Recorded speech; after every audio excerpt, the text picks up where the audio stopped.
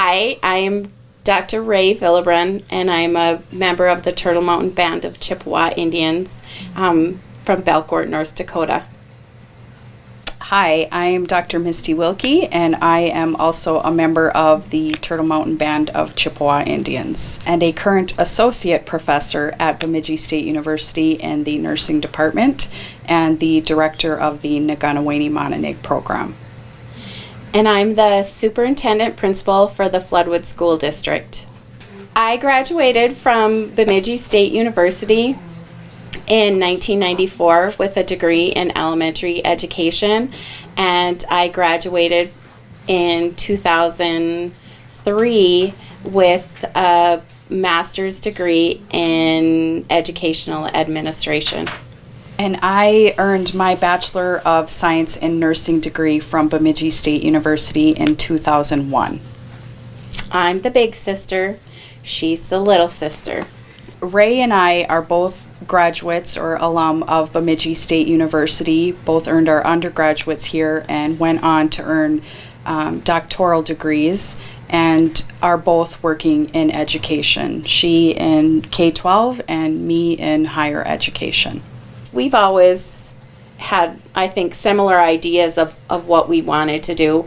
And our dad was always a leader. For a long time, he was in charge at the police department, whether it was a captain or a chief of police. So I think it makes sense that we are.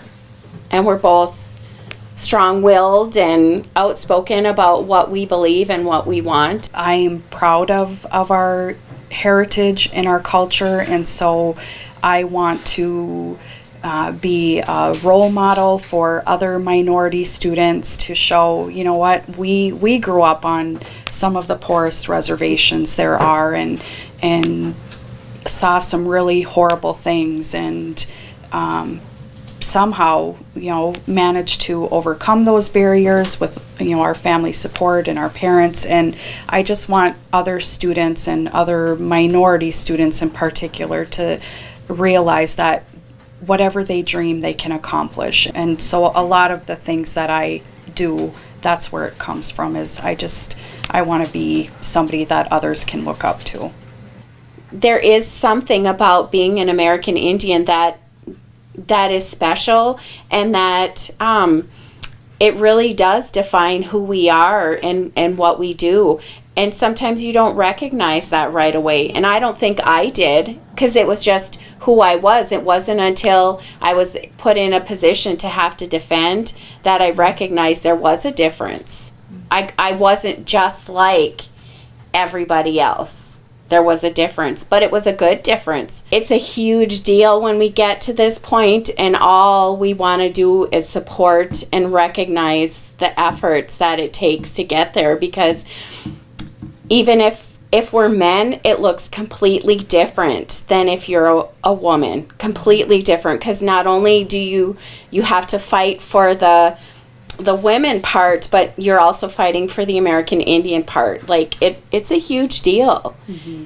And it takes a lot of time and effort and support, and luckily we have great husbands and great kids and great parents, and we couldn't do it without the support.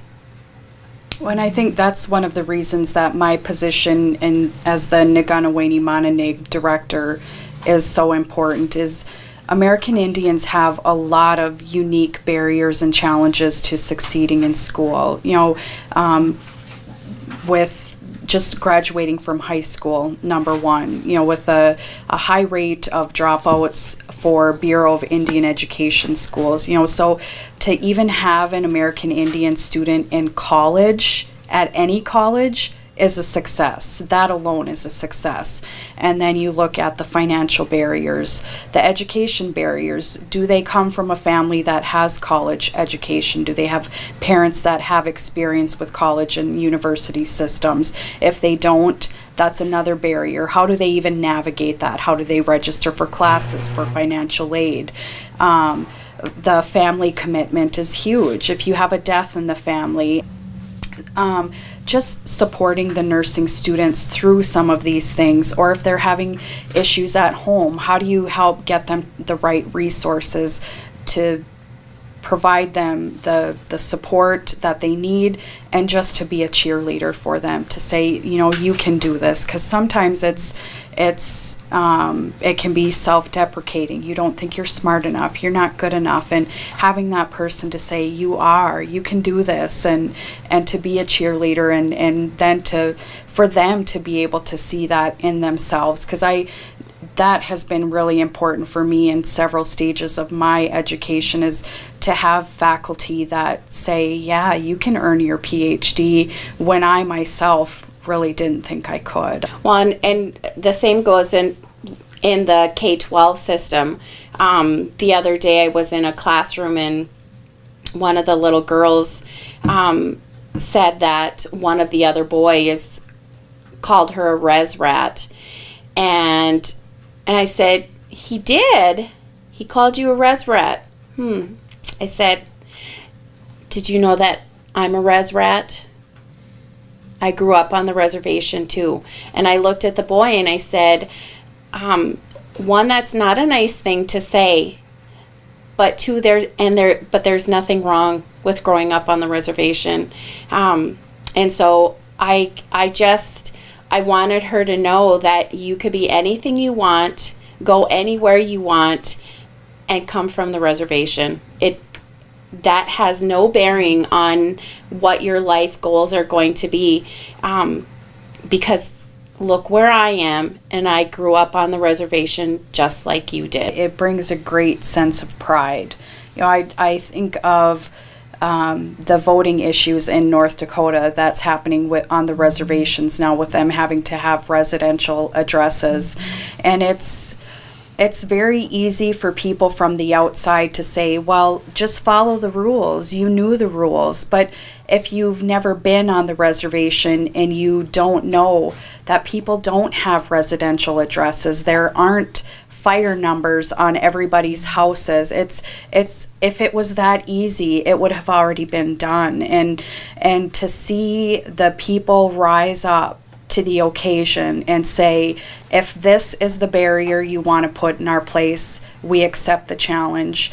And it just gives me goosebumps to think of how many people on the reservation have got their voter IDs with the residential addresses, and how they are going to change the outcome of these elections, even though that wasn't the intent. The intent was to suppress the vote. And I think it's a perfect time to be Native American Heritage Month, and for so many voices to be heard this month at the voting polls. We need to work together, and we need to be kind to one another. It's so easy to pick apart what somebody else says or does, regardless of gender or ethnicity or race. Our reservations are close-knit communities. These are like families that live in a community, and to move away from that is exceptionally hard. So they have to find that same connection here when they're at school. And so that's usually something that I ask the students, how are things going at home? You know, what's your life like outside of school? Have you made friends? Do you have social student clubs that you can be a part of to keep them grounded here? I feel like my job is to support my teachers, and if I do my job the way I hope I do my job, I shouldn't have teacher turnover. And when I don't have teacher turnover, that is a positive impact on students, because it is all about relationships. Everything is about relationships. And when teachers know kids, they know better how to support them. So my advice would be, not only look for support, but be a supporter and have that role.